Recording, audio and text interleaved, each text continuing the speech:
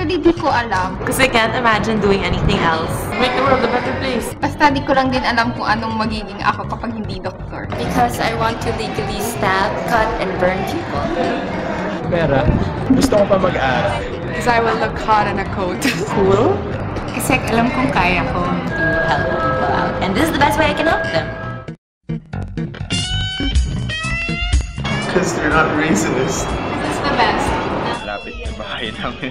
Dahil sa MBA, parang may added value. How many is practical na double major, all in 5 years? Ikaw? Management, PH, and medicine in one? Maganda daw dito.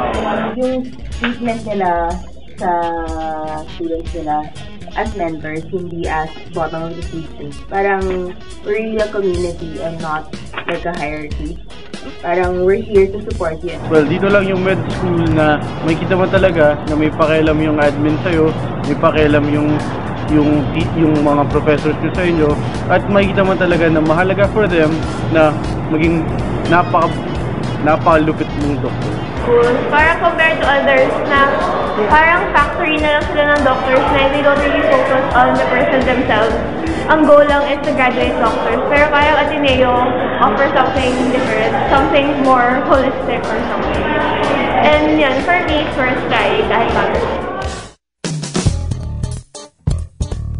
Oh naman! Yeah, sure. Oo naman. I've met really great people since I've been here. Sa start, marang lisod-lisod jud siya. And then, makathink jud ka na, basta hindi nakaganahan mag-doktor kay kapoy, jud kay siya, sa grabe jud. Pero, kanang jud mo, know yourself lang sa ang imong mga strengths, weaknesses, ana. Pero na mo ito ko ibuhat, and naka-realize ko na bagay jud ko mag-doktor, and mo jud na ang gusto na ko buhaton. So, bahala na lisod, buhaton gyapon ako, kay ganahan mo ko, kabaw ko diri ako malipay. Gusto kong maging doktor dahil gusto kong makatulong sa may sakit, lalong higit sa mga may hirap.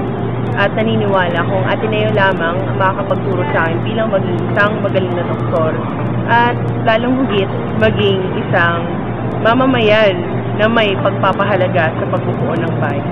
At sigurado na ako, excited na akong maging isang dakilang doktor at bilang yon, bilang isang dakilang tao.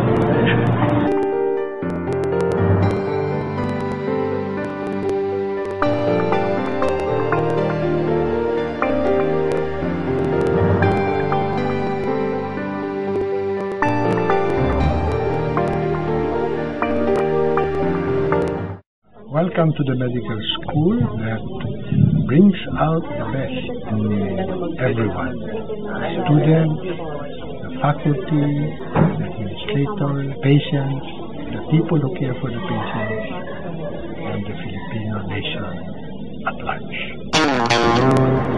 Because every doctor deserves the kind of formation that makes it a point to remind you, every day, no matter how hard, frustrating and challenging med school may get, that, hey, you're something. You can make a difference in this world.